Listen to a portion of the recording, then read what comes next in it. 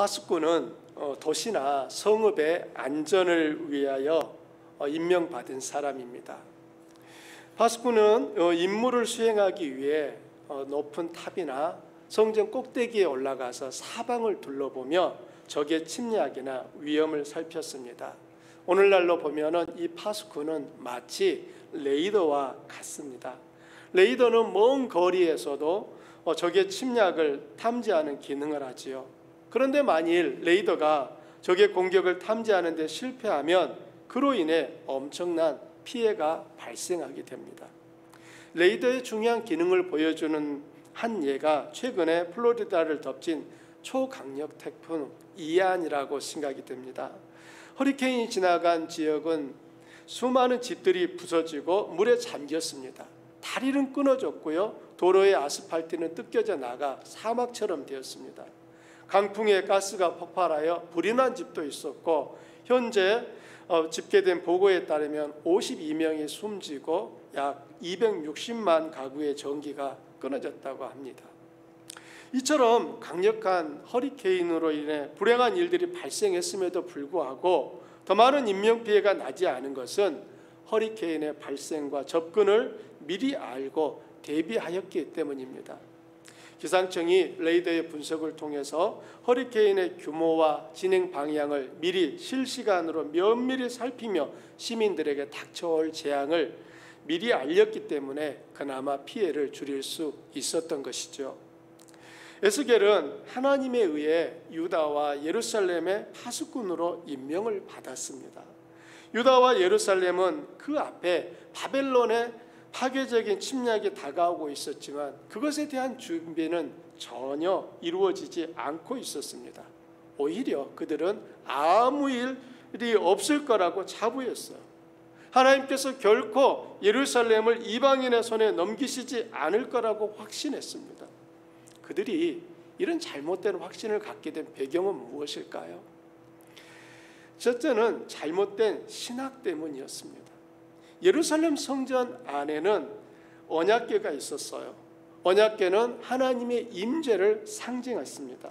하나님이 여기에 계시다라고 하는 상징물이었습니다.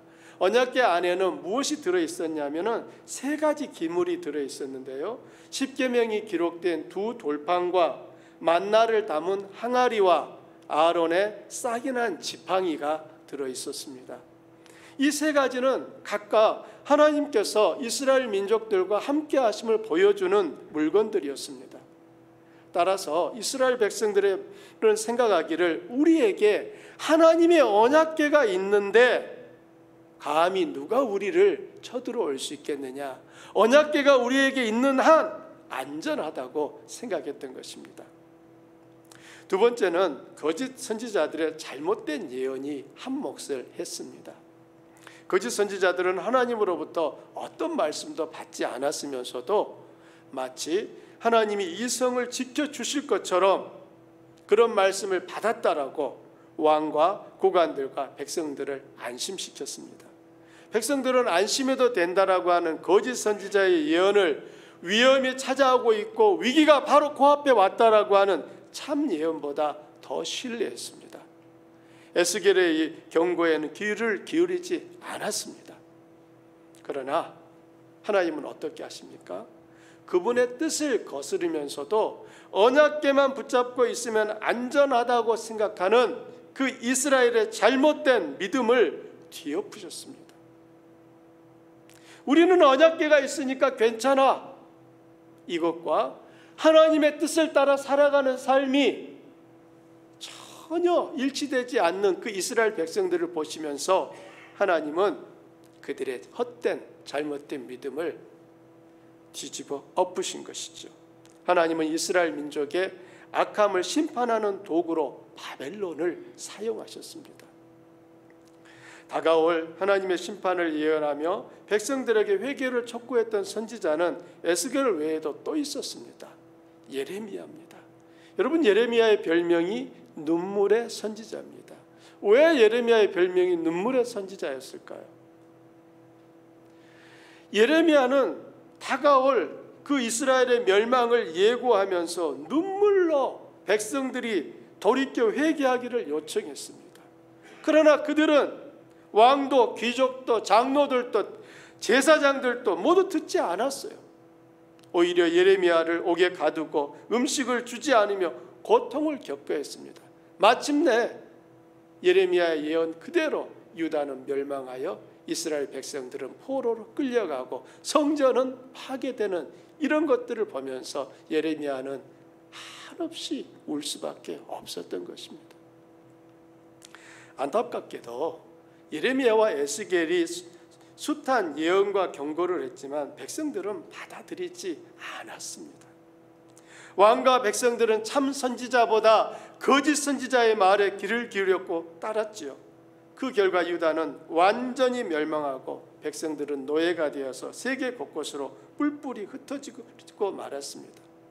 그들은 돌이킬 기회가 있었지만 마음을 바꾸지 않음으로 비극을 맞이한 것입니다. 여러분, 하나님은 어떤 분이시라고 생각하십니까? 하나님은 그분의 백성들이 잘못하면 한 번 잘못했다고 그 순간에 버리거나 치시는 분이 아니십니다. 하나님은 회개를 촉구하며 돌이키도록 여러 가지 방식으로 말씀합니다. 그런데도 돌이키지 않으면 그때는 하나님이 매를 드십니다. 하나님은 에스겔을 이스라엘 민족의 파수꾼으로 세우시며 너는 나를 대신하여 그들을 깨우치라고 말씀하셨습니다. 너는 나를 대신하여 그들을 깨우쳐라. 이게 하나님께서 에스겔에게 주신 사명이었어요. 에스겔의 삶에서 보듯이 파수꾼의 사명을 충실히 이행하는 것은 결코 쉬운 일이 아닙니다. 옳은 말, 진리를 선포해도 사람들이 듣지 않기 때문이에요. 그럼에도 불구하고 파수꾼의 사명은 외쳐야 하고 선포해야 하는 것입니다. 우리도 이 시대의 영적 파수꾼입니다. 우리도 하나님으로부터 받은 메시지가 있습니다. 이 시대를 향하여 선포해야 할 그 메시지를 받은 영적 파수꾼입니다. 하나님이 온 우주를 창조하시고 그분이 죄인인 우리를 구원하시기 위해 그 아들을 보내셨고 그 아들이 우리의 죄를 대신 지고 십자가에서 죽으셨으며 그로 인하여서 죄에 대한 모든 값을 지불하셨으므로 누구든지 예수님을 믿으면 멸망하지 않고 영원한 생명을 얻는다는 것이 믿어지는 것은 참으로 놀라운 은혜입니다.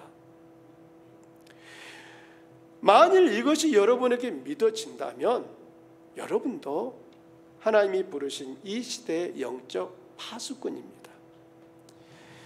여러분은 영적 파수꾼이라고 하는 말을 들으면 누가 영적 파수꾼이라고 생각이 떠오르십니까? 목사일까요? 선교사일까요? 장로일까요? 아마 다 떠올릴 겁니다. 그리고 거기에서 나는 제외시키고 다. 그러나 하나님의 말씀을 보게 되면 영적 파수꾼은 예수 그리스도가 구주시라고 하는 것을 믿는 그 믿음이 있는 사람이라면 누구나 영적 파수꾼이라고 하나님은 말씀하고 계십니다. 수많은 사람들이 아직도 하나님께 나오지 않는 이유는 바로 이런 믿음이 그들 안에 없기 때문이에요. 여러분 안에 예수님이 구주시라고 하는 그 믿음이 있다면 하나님께 찬양과 감사를 드리시기를 바랍니다. 믿음은 모든 사람의 것이 아닙니다. 믿음은 하나님께서 택하신, 하나님께서 사랑하는 그 백성들에게만 허락하신 선물인 것입니다. 그래서 그 믿음을 은혜라고 말을 하는 것이죠. 17절에 보면 하나님이 에스겔을 이스라엘 민족의 파수꾼으로 임명하셨어요. 에스겔은 어떤 사람이었습니까? 바벨론의 느부갓네살 왕은 유다가 두 번째로 바벨론을 거부하고 이집트를 의지하려고 하자 다시 유다를 침략하여 정복하고 포로를 끌고 갔는데요. 포로들 중에는 왕과 제사장과 귀족과 백성들이 있었습니다. 에스겔과 그의 가족들도 그때 끌려간 포로들 가운데 있었습니다. 유대인 역사가인 요세푸스는 이때 느부갓네살이 그의 승리를 자축하며 대대적인 건축 사역을 시키기 위하여 끌고 간 포로의 수가 약 3,000명이었다라고 기록을 하고 있습니다. 이때 에스겔의 나이는 25살이었습니다. 그리고 포로로 끌려간 지 5년이 지난 30세가 되었을 때 하나님께서 그에게 말씀을 선포하라고 사명을 주시고 그는 22년 동안 예언 활동을 한 것으로 알려져 있습니다. 에스겔은 제사장인 동시에 선지자입니다. 그는 예레미야 선지자와 동시대 사람이었지만 나이만 비교하면 예레미야보다는 나이가 어렸습니다.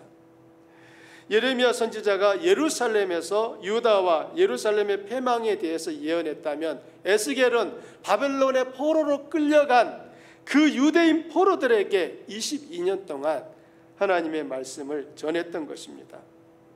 22년 동안 하나님의 말씀을 선포하는 에스겔을 한번 떠올려 보십시오. 2년이 아니에요. 2달이 아니에요.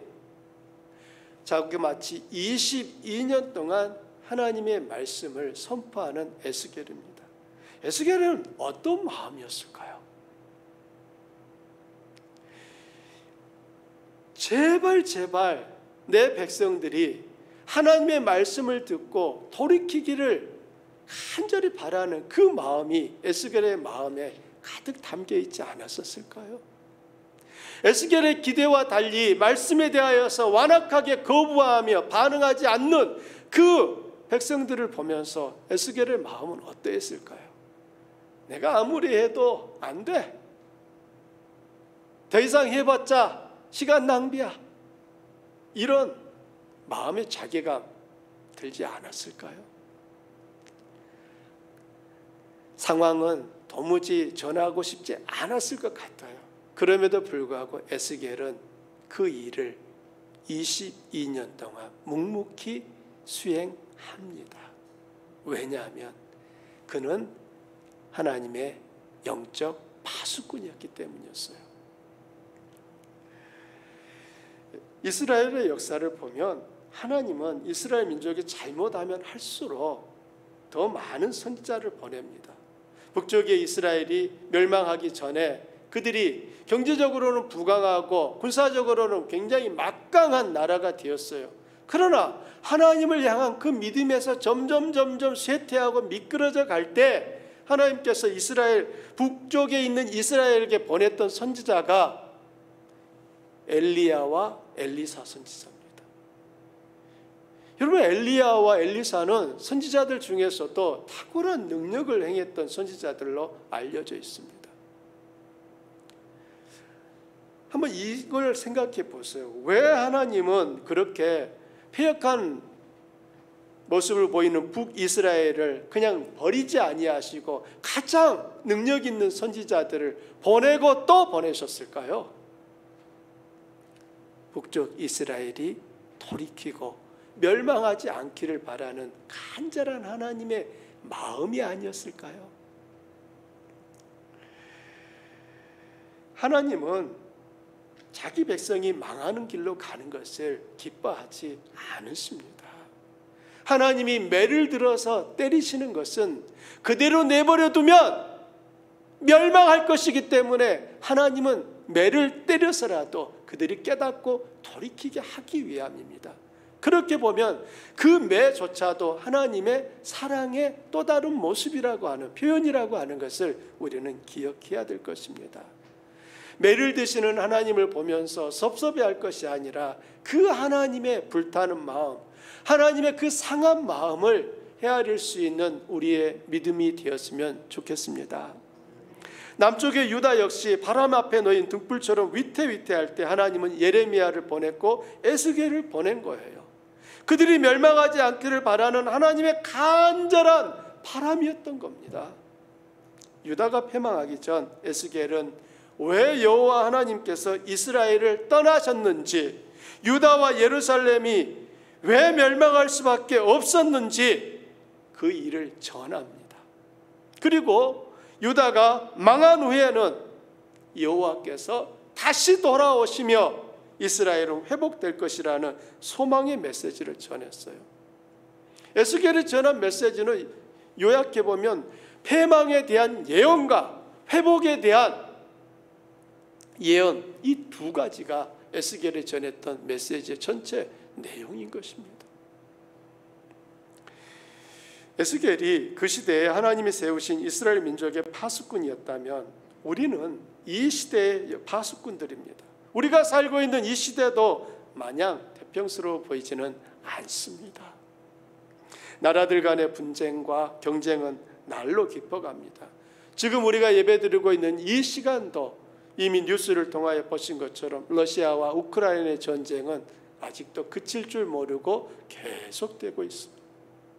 수많은 사람들이 집을 잃었고 일터를 잃었고 목숨을 잃었습니다. 그런데도 전쟁은 끝날 기미를 보이지 않습니다.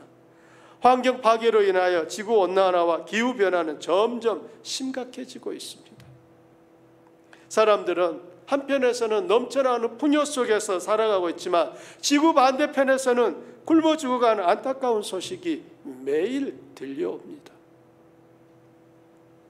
이 시대에 우리 크리스천들은 어떤 삶을 살아야 할까요? 교회는 세상을 향해서 무엇을 해야 할까요? 많은 사람들이 이 시대를 교회의 위기라고 말합니다.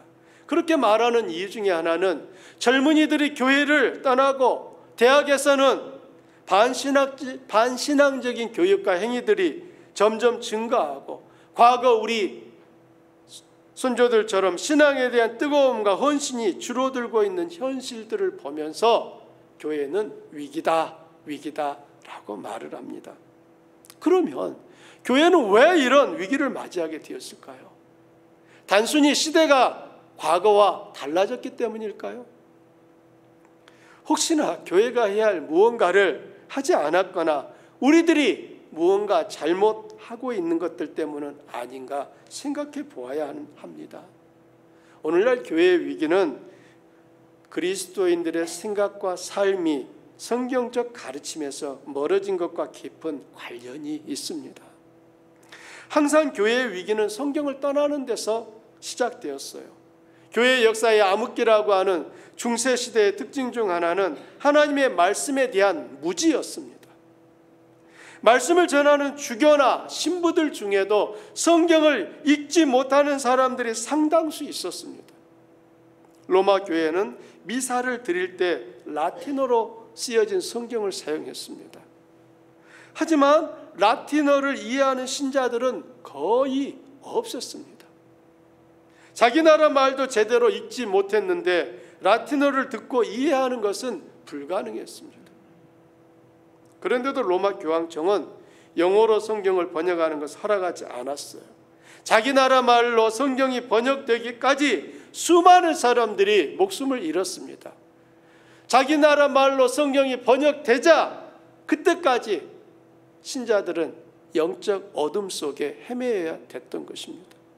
결국 성경이 제대로 가르쳐지지 않으니까 거칠의 의식만이 남았던 거고요. 본질에서 벗어나자 그 자리를 비본질이 비집고 들어와서 차지하고 말았던 것입니다. 그 같은 예 중에 하나가 직분에 대한 인식입니다. 종교개혁자 중에 여러분 누가 생각나십니까? 루터도 생각나실 거고요. 또 누가 생각나십니까? 칼빈 많이 알려져 있죠. 이 칼빈은 에스겔서를 주석하면서 그 당시 로마 가톨릭 교회 주교들의 행태를 엄중하게 책망합니다. 오늘 우리가 읽었던 이 파수꾼이 칼빈은 주석하기를 당시에 말씀을 전하는 비숍, 주교들이었고 신부들이라고 말을 합니다. 그런데 이 주교는 비숍이라고도 불렀는데요. 감독이라고 하는 의미거든요.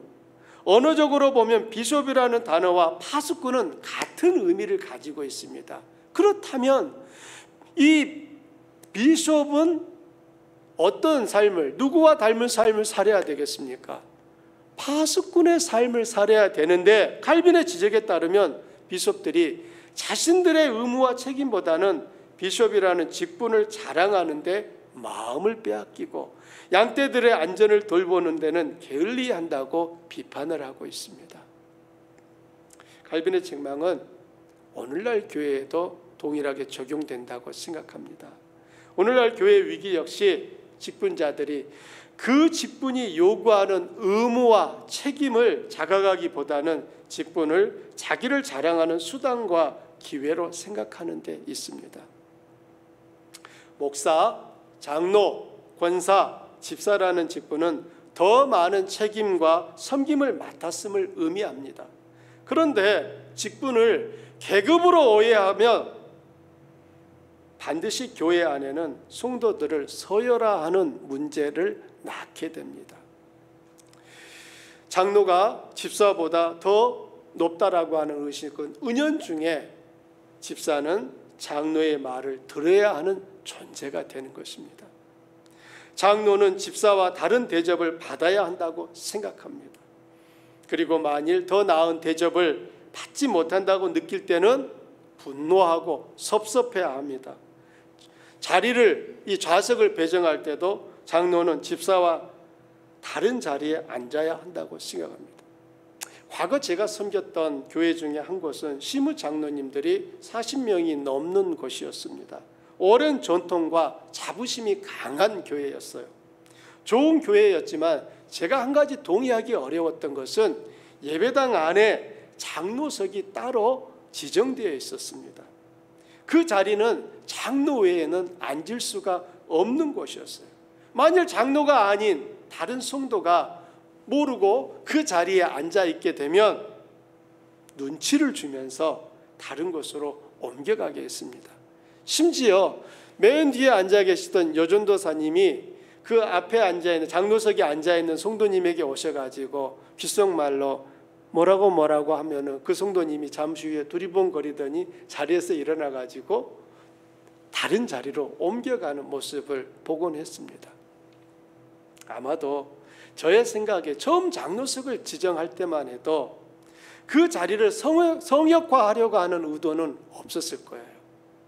오히려 장로들이 예배 참석에 본을 보이고 매사에 적극적으로 헌신하려고 하는 그 모습을 보이려고 하는 그 좋은 의도로 시작되었을 텐데 시간이 지나면서 본래의 의도는 사라지고 그 자리는 장로만 앉을 수 있는 거룩한 성소로 바뀌고 말았던 것입니다.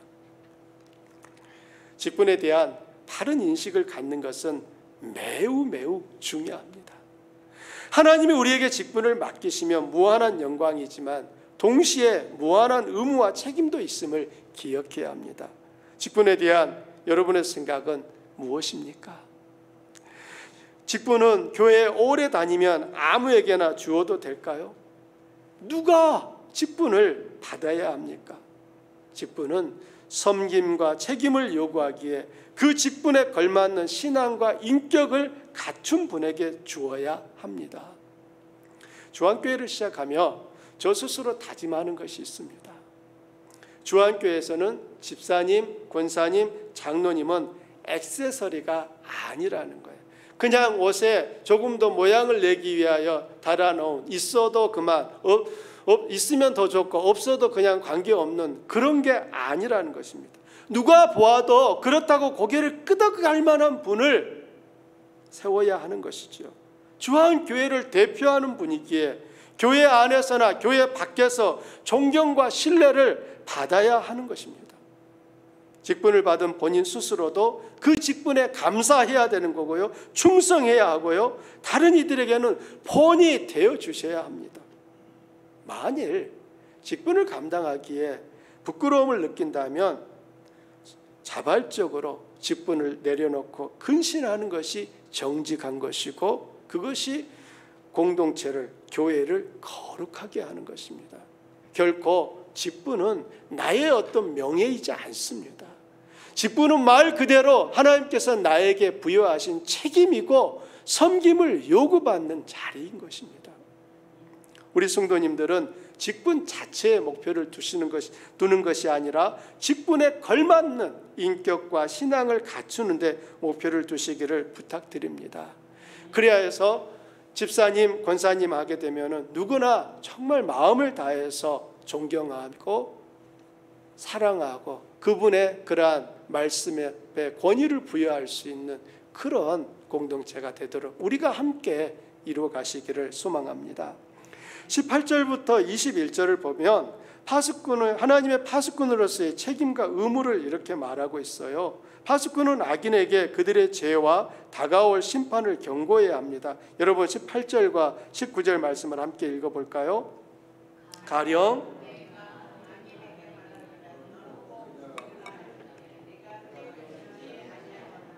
말로 악인에게 일러서 그의 악한 길을 떠나 생명을 구원하게 하지 아니하면 그 악인은 그의 죄악 중에서 죽으려니와 내가 그의 핏값을 내 손에서 찾을 것이고 네가 악인을 깨우치되 그가 그의 악한 마음과 악한 행위에서 돌이키지 아니하면 그는 그의 죄악정에서 죽으려니와 너는 내 생명을 보존하리라.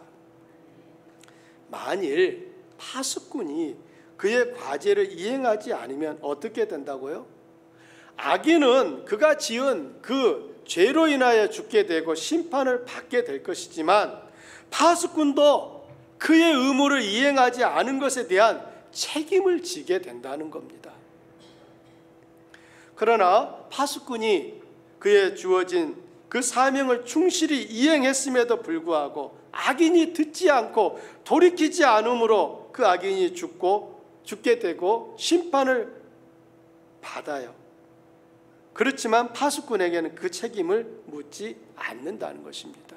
의인의 경우도 마찬가지입니다. 20절과 21절도 다시 한번 읽어보실까요? 또 의인이 그의 공의에서 돌이켜 악을 행할 때에는 이미 행한 그의 공의는 기억할 바 아니라 내가 그 앞에 거치는 것을 두면 그가 죽을지니 이는 내가 그를 깨우치지 않음이니라. 그는 그의 죄 중에서 죽으려니와 그의 핏값은 내가 내 손에서 찾으리라. 그러나 내가 그 의인을 깨우쳐 범죄하지 아니하게 하므로 그가 범죄하지 아니하면 정녕 살리니 이는 깨우침을 받음이며 너도 내 영혼을 보존하리라. 아멘. 여러분 파수꾼이라고 하는 그 지위가 그 사명이 무엇인가를 보십시오. 악인에게도 의인에게도 잘못한 일에 대하여서 너 지금 잘못하고 있다라고 말해줘야 된다는 자리인 거예요. 그렇게 말함으로 인하여 들은 그들이 악인이 의인이 악을 행하던 그 길에서 돌이킨다면 생명을 살리는 자가 되는 것이지만 그들이 돌이키지 않게 된다면 그들은 죽음에 이르게 된다는 것입니다. 여러분 파수꾼이라고 하는 이 일이 그냥 파수꾼 이게 아니라 하나님께서는 이 에스겔에게 죽는 그 사람들의 핏값과 파수꾼의 책임을 연결짓고 있다는데 우리의 엄숙함이 있는 것입니다. 만일 의인이라 할지라도 그가 공의를 행하던 삶을 돌이켜 악을 행하면 파수꾼은 의인에게도 그가 잘못하고 있음을 깨우쳐 주어야 하는 책임이 있습니다. 하나님은 그럼에도 불구하고 그 파수꾼이 그로 인하여서 그 사명을 다 했는지 그 책임을 다 했는지 안 했는지를 엄중하게 물으신다라고 말씀하고 있습니다. 이 말씀을 오늘을 사는 그리스도인에게 적용한다면 어떻게 적용할 수 있을까요? 그리스도를 믿고 있는 성도들의 책임은 생명의 말씀을 나누는 것입니다. 그들이 믿든지 안 믿든지 하나님의 구원과 용서에 대해 전해야 합니다. 우리에게 구원의 메시지가 전해진 것은 아직 생명을 얻지 못한 사람들과 복음을 나누어야 할 책임과 의무가 내게 있음을 의미하는 것입니다. 하나님이 나만 사랑하셔서 나만 구원하시고자 이 구원의 메시지를 듣게 하신 것이 아니라 나에게 그 메시지를 듣게 하심은 나도 구원받을 뿐만 아니라 또 다른 사람에게도 그 구원의 소식이 전해지도록 우리에게 먼저 메시지를 주셨다는 사실입니다. 여러분은 복음을 전파해야 할 책임이 가장 큰 사람은 누구라고 생각하십니까? 목사입니까? 장로입니까? 권사입니까? 집사입니까? 성도입니까? 누가 가장 큰 책임이 있습니까? 입으로는 성도라고 하시는데 목사라고 하시는 건 아니에요. 사도 베드로가 한 말을 우리가 기억할 필요가 있어요. 여러분, 사도 베드로의 말을 한번 함께 읽어보십시오.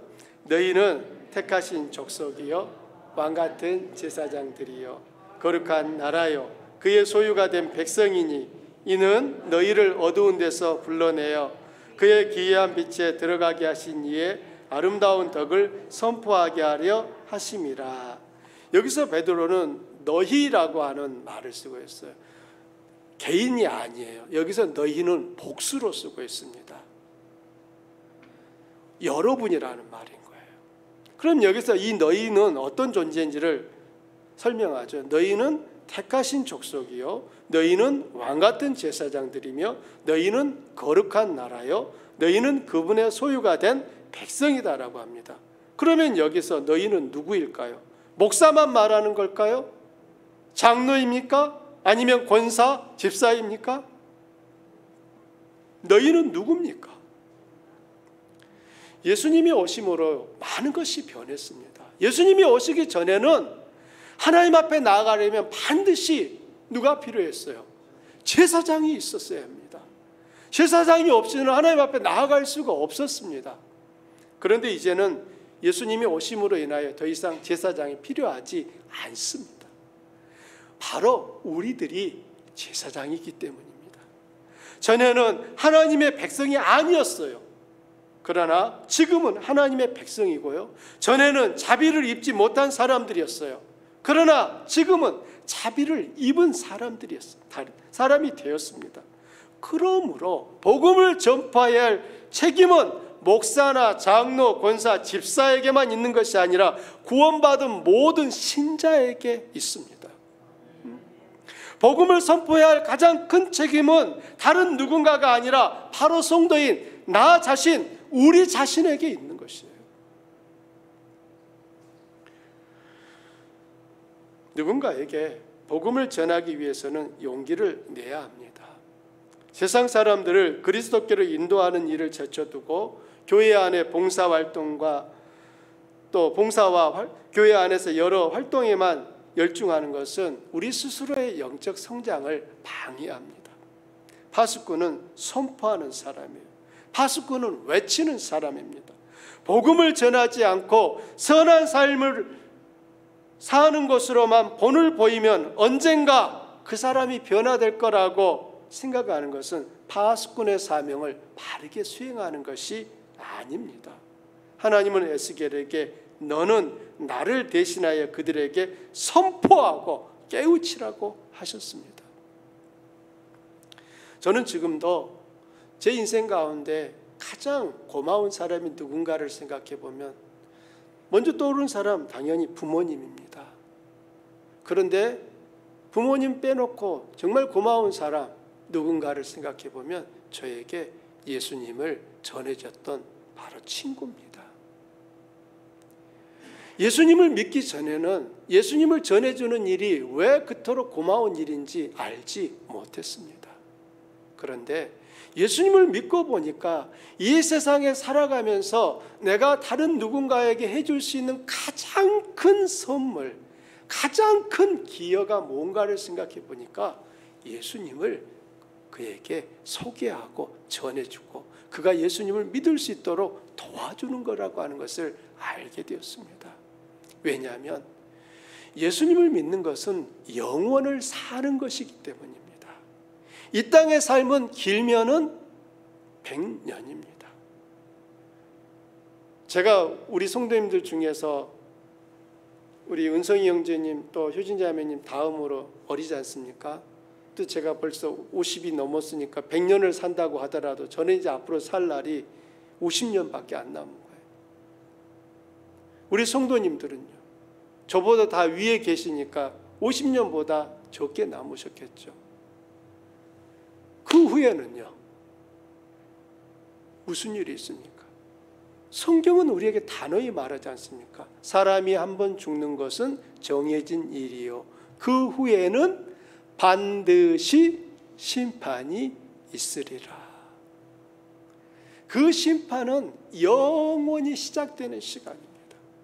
이 땅의 100년이라고 하는 것이 긴 것 같지만 일시적인 잠시의 시간입니다. 그에 반해서 죽음 이후에 하나님 나라에서 삶과 심판받아 지옥에 가서의 삶은 영원이라고 하는 시간이에요. 끝나지 않는 시간입니다.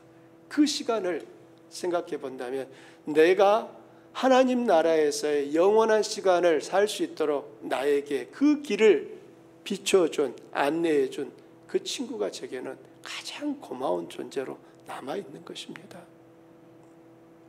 사랑하는 성도님들, 우리가 누군가에게 복음을 전할 때 그들은 그 복음을 전해주는 그 가치를 모릅니다.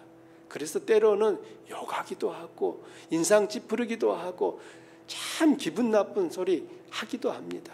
다시 찾아가고 싶지 않은 말을 하기도 합니다.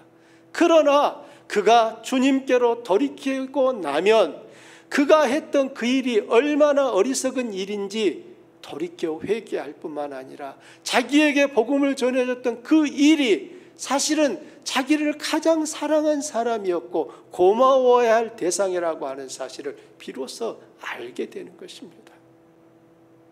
우리들이 이 땅에 이 시대의 영적 파수꾼이라고 하는 사실을 기억하십시오. 목수가 자신이 하는 일을 그저 나무에 못질이나 하고 자를 재고 자르고 또 열심히 이쪽으로 옮기고 저렇게 하는 것으로만 생각한다면 목수는 그 일을 하는 내내 실증이 나고 피곤해 쩔을 것입니다. 오래 못할 거예요. 그렇지만 자신의 마음에 지금 자기가 하고 있는 그 일이 아름다운 옷장을 만들어내고 책상을 만들고 의자를 만들고 더 나아가 아름다운 건축물을 만들어내는 그 과정을 지금 자신이 하고 있다라고 하는 것을 마음에 인식한다면 지금 못질을 하고 나무를 자르고 톱질을 하고 돌을 깨는 그 일들이 결코 하찮은 일처럼 생각되지 않을 것입니다. 그 일을 하는 것이 그의 마음속에 정말 신이 나서 콧노래를 부르면서 하게 될 것입니다. 복음을 전파하는 일은 하나님 나라를 땅끝까지 확장하는 일이며 잃어버린 영혼을 구원하여 아버지께로 함께 나오는 것입니다. 복음을 전파한 사람들에게 하나님은 마지막 심판 날에 베푸시는 보상이 있습니다. 다니엘서 12장 3절 말씀을 함께 읽어볼까요? 지혜 있는 자는 궁창의 빛과 같이 빛날 것이요 많은 사람을 옳은 대로 돌아오게 한 자는 별과 같이 영원토록 빛나리라. 하늘의 빛과 같이 별과 같이 영원토록 빛나는 영광이 있다고 약속하십니다. 사도 바울이 누구보다도 복음을 증거하는 일에 열심을 낼 수 있었던 것은 그의 마음에 있는 한 가지 큰 확신 때문이었습니다. 그 확신은 누구든지 주의 이름을 부르는 자는 구원을 받는다는 것입니다. 누구든지, 누구만이 아니에요. 누구든지 예수의 이름을 부르는 자는 구원을 받는다는 이 확신이 바울 마음에 가득 차 있었습니다. 그런데 어떤 사람이 구원을 받기까지는 반드시 필요한 과정이 있습니다. 구원을 받으려면 믿어야 하고, 믿으려면 들어야 하고, 들으려면 전해주는 사람이 있어야 하고, 전하려면 보내신 분이 있어야 한다는 겁니다. 그래서 바울 사도는 이 과정을 다음과 같이 말합니다. 믿지 않는 이를 어찌 부르겠으며 듣지도 못한 이를 어찌 믿겠으며 전파하는 자가 없이 어찌 들을 수 있겠으며 보내심을 받지 아니하면 어찌 전파하겠느냐. 그러므로 아름답도다 좋은 소식을 전하는 자들의 발이여 라고 말합니다. 좋은 소식은 다른 말로 복음이에요. 복음을 전하는 사람들의 그 발걸음, 그 발이 어떻다고요? 아름답다고 말하고 있습니다. 사도 바울은 좋은 소식, 즉 복음을 전하는 사람들의 발이 아름답다고 칭찬하는 것은 하나님께서 전도자의 발을 아름답게 보신다는 것을 알고 있었기 때문에 하는 말인 것입니다. 그래서 남보다 더 많은 수고를 하면서도 그 일을 수고로 생각하지 않았고 영광으로 여겼던 것입니다. 우리 마음에는 올 한 해 하나님께서 우리 각자의 마음에 넣어주신 VIP가 있습니다. 여러분, VIP는 매우 중요한 사람을 의미하는 영어의 줄임말이죠. 하나님에게 매우 중요한 사람은 누구겠습니까? 아직 하나님께로 오지 않은 사람들입니다. 하나님이 아들을 십자가에 내어주면서까지 살리고 싶은 그 사람들이 하나님의 VIP입니다. 올해가 끝나기 전에 그들을 찾아가시기 바랍니다.